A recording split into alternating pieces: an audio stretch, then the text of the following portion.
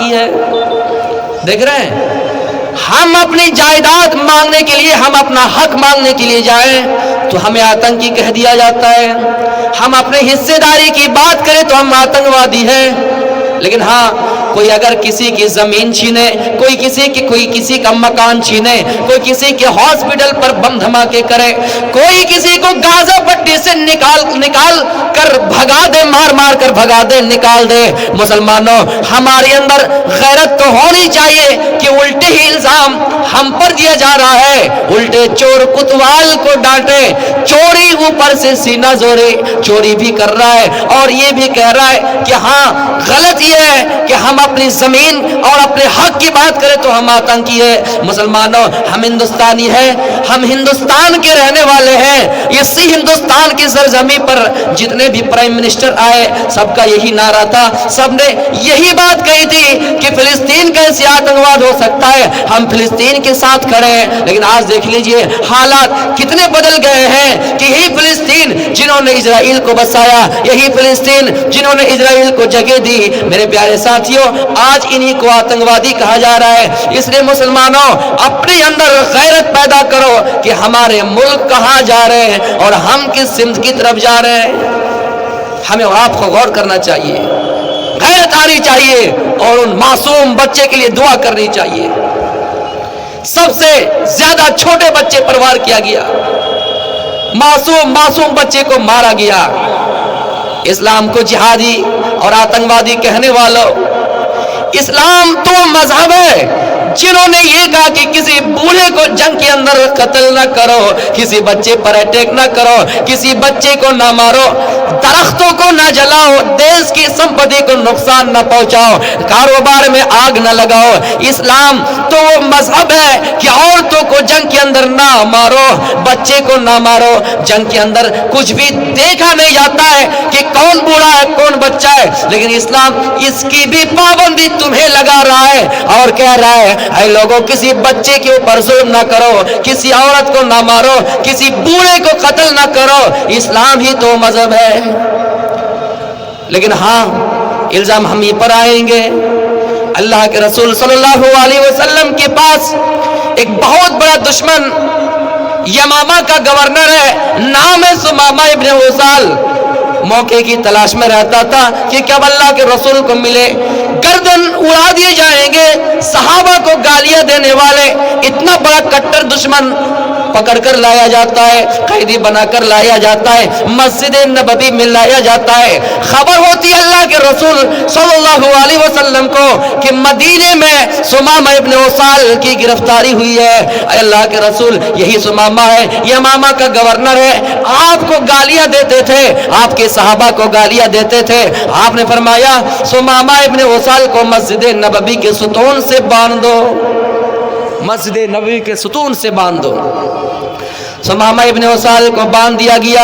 अल्लाह के रसूल आए और सुमामा से पूछा मा शानुक या सुमामा, ऐ सुमामा क्या हाल है। सुमामा ने कहा गिरफ्तारी करा के हाल पूछ रहे हैं। सुमामा क्या बात है। सुमामा ने कहा ऐ अजनबी, ऐ मोहम्मद, नबी मानते ही नहीं थे, ऐ मोहम्मद, ऐ फला, इन तख्तुलनी तख्तुल ज़ाद मिन, अगर आप मुझे कत्ल करना चाहें तो कत्ल कर दीजिए। व इन तुनइम अला शाकिर, अगर छोड़ना चाहें तो छोड़ दीजिए। अगर मुझे छोड़ रहे हैं तो ये आपका बड़ा एहसान होगा, क्योंकि आप तो रहमतुल लिल आलमीन है, आप तो दोनों जहां के लिए, सारे जहां के लिए, मवेशियों के लिए, जिन्नात के लिए, इंसान के लिए रहमत है। अगर आप मुझे छोड़ना चाहें तो छोड़ दीजिए, ये आपका बड़ा एहसान होगा, आपका बड़ा एहसान होगा। अगर कत्ल करना चाहें तो कत्ल कर दीजिए, इसलिए कि मैंने आपको कत्ल के इरादे से आया, इसलिए कि मैंने कत्ल की नीयत से आया, मैं वाकई बड़ा मुजरिम हूं। कत्ल करना चाहे कत्ल कर दीजिए, छोड़ना चाहे छोड़ दीजिए। आपने फरमाया सुमामा आज मैं आपको छोड़ रहा हूं। सुमामा को छोड़ दिया। दूसरे दिन आए, सुमामा क्या हाल है। माइन कया सुमामा, आए सुमामा क्या हाल है? सुमामा का वही जवाब, आए फला, अगर आप मुझे छोड़ना चाहें तो छोड़ दीजिए, कत्ल करना चाहें तो कत्ल कर दीजिए। कत्ल करेंगे तो आप मुजरिम नहीं होंगे, अगर छोड़ना चाहेंगे तो मेरी बीवी बच्चों के ऊपर आपका बड़ा एहसान होगा। आपने उसको उस दिन भी छोड़ दिया। फिर तीसरे दिन आए, तीसरे दिन भी सुमामा का वही जवाब। आपने फरमाया सुमामा जाओ, मैंने तुम्हें आजाद कर दिया। सुमामा को आजाद कर दिया गया। इतना बड़ा दुश्मन है लेकिन सुमामा आजाद है, सुमामा को छोड़ दिया गया, सुमामा चला गया। मेरे प्यारे साथियों, थोड़ी ही दूर में एक कुआं नजर आया, वहीं पर सुमामा बैठ गए और बैठने के बाद सुमामा कुएं में कुछ डालता है, बर्तन वगैरह डालता है और पानी उठाता है, उसी जगह पे नहाता है, नहा धोआ कर फिर उसी जगह पे पहुंच जाते हैं। मेरे प्यारे साथियों, नबी अकरम सल्लल्लाहु अलैहि वसल्लम ने देखा कि सुमामा वापस आ गया तो पूछा सुमामा क्या बात है? क्या किसी मेरे साहबा ने तुझे तकलीफ दी है? क्या बॉर्डर में किसी ने परेशान किया है? सुमामा कहता है कि नहीं नहीं आए अल्लाह के रसूल, नहीं मैं खुद से आया हूं। आए अल्लाह के रसूल, जब तक मैं बांधा हुआ था तब तक आजाद था, जो चाहा मैंने आपको बका, जो चाहा जितनी गालियां देना चाहिए आपको गाली दी, लेकिन आपने मुझे छोड़ दिया तो अब ये आजादी नहीं है, हकीकत में मैं अब कैद हो गया हूं। अब मैं इस्लाम ले आना चाहता हूं। उसी जगह पे कलमा पढ़ता है, अशहदु अल्ला इलाहा इल्लल्लाह व अशहदु अन्ना मुहम्मदन अब्दुहु व रसूलुहु, कलमा पढ़कर मुसलमान हो जाता है। मेरे प्यारे साथियों, सुमामा पर आपने कोई टॉर्चर नहीं किया, सुमामा पर आपने कोई जुल्म ज्यादती नहीं किया, सुमामा पर आपने अत्याचार नहीं किया। सुमामा ने नबी अकरम का अखलाक देखा, नबी अकरम की सीरत देखी, उसी जगह पे इस्लाम लेके आ गए।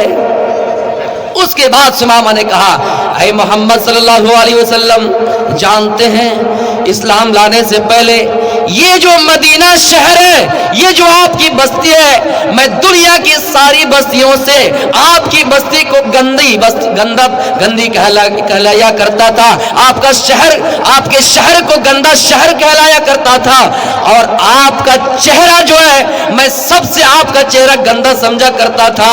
लेकिन अल्लाह के नबी, मैं इस्लाम लेकर आ गया हूं, मैं अब आपके चेहरे को दुनिया का हसीन चेहरा मान रहा हूं, आपकी बस्ती को दुनिया की सबसे खूबसूरत बस्ती मान रहा हूं, आपके शहर को मैं दुनिया का सबसे खूबसूरत शहर मान रहा हूं। फिर भी आपके अंदर गैरत नहीं आई कि उसने मुझे इस्लाम लाने से पहले गंदा चेहरा कहा। जिस चेहरे के बारे में अर्श वाले ने सिराजम मुनीरा, जिस चेहरे के बारे में अर्श वाले ने कहा सिराजम मुनीर, कि इस चेहरा रोशन चिराग है, चमकता हुआ चिराग है। जिस चेहरे के बारे में हजरत आयशा ये शेर पढ़ा करती थी, लना शम्सुन वलिल आफाकी शम्सुन, आए लोगों हमारा एक सूरज है और आसमानों का एक सूरज है, लेकिन हाँ शम्सी खैरुन, मेरा सूरज बेहतर है मिन शम्सी समाई, आसमान के सूरज से।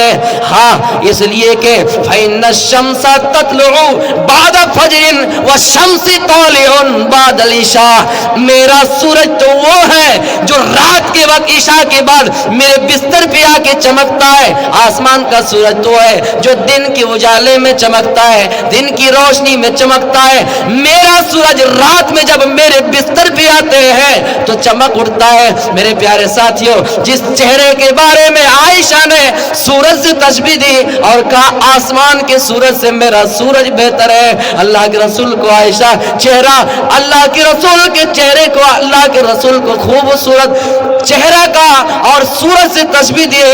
उसी सूरज को सुमामा इब्ने उसाल ने गंदा चेहरा कहा है, उसी चेहरा को सुमामा इब्ने उसाल ने गंदा चेहरा बतलाया है। मेरे प्यारे साथियों, कभी हस्सान इब्ने साबित ने यूं कहा, क्या है लोगों, वाहसन मिन कलम तरकत्वाइनी वाजमल मिन कलम तलिदिन निसा, है लोगों मेरी आंखों ने आज तक इतना हसीन और जमील चेहरा किसी का नहीं देखा है। मेरी आंखों ने نے آج تک اتنا حسین و جمیل چہرہ کسی کا نہیں دیکھا ہے، اور دنیا کے اندر کسی ماں نے اتنا خوبصورت بچہ پیدا ہی نہیں کیا ہے۔ میرے پیارے ساتھیوں، اس نبی اکرم کا چہرہ کو گندا بتلایا جا رہا ہے، پھر بھی آپ اس کو سزا نہیں دے رہے ہیں، پھر بھی آپ کے اندر غیرت نہیں آ رہی ہے۔ اسلام کو بدنام کرنے والوں، اسلام کو آتنکواد سے جوڑنے والوں، اسلام کو دہشت گرد کہنے والوں، اس واقعے سے سبق حاصل کرو، عبرت حاصل کرو۔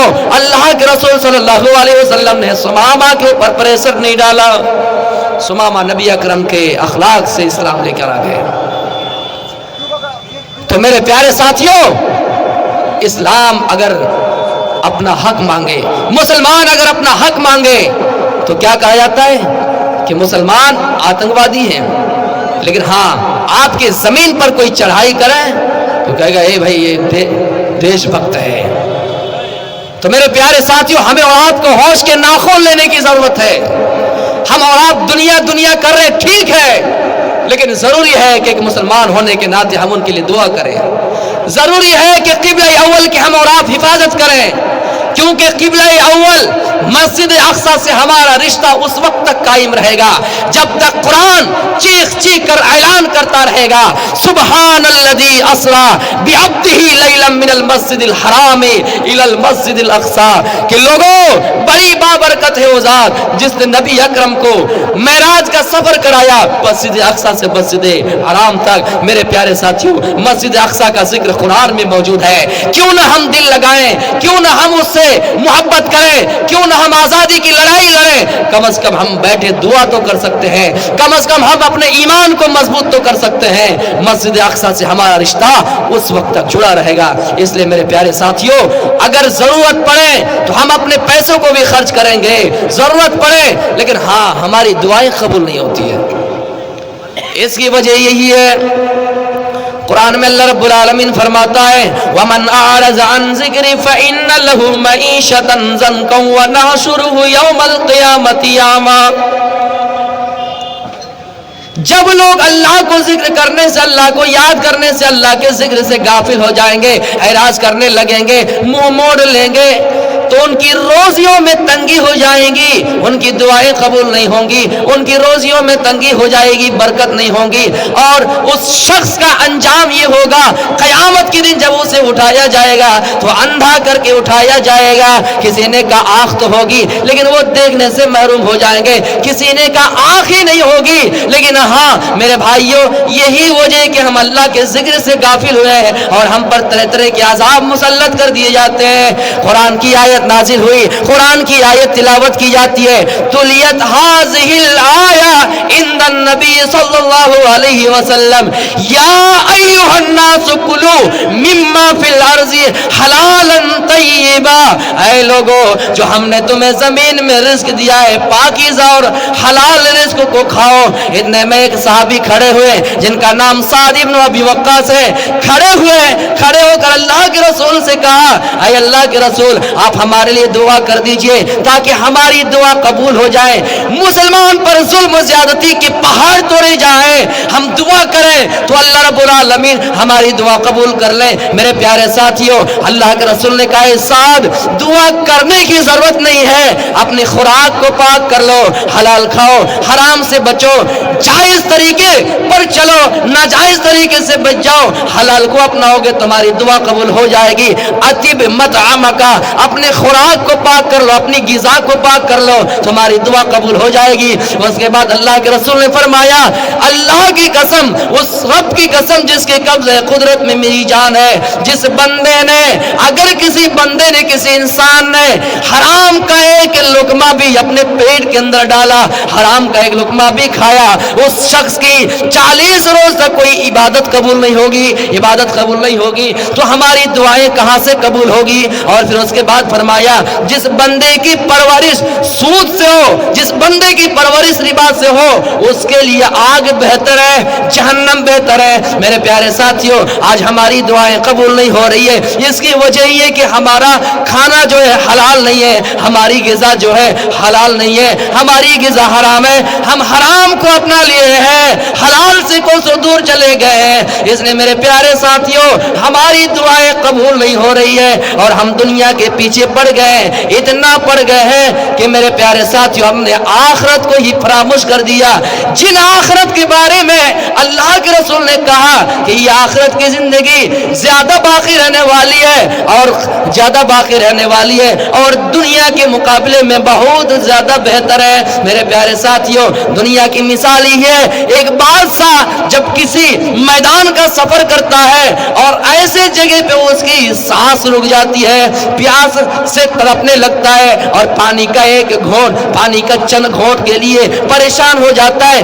वहीं पर पानी का एक गिलास लेकर, पानी का एक प्याला लेकर कोई इंसान आता है, वो उसके हाथ में देखता है कि पानी का प्याला है, पानी का कटोरा है। मेरे प्यारे साथियों, वो बादशाह उस इंसान की तरफ देखता है कि पानी का घोंट है, पानी का प्याला है, उससे कहता है मुझे पानी का घोंट, एक घोंट पिला दो, पानी का एक कतरा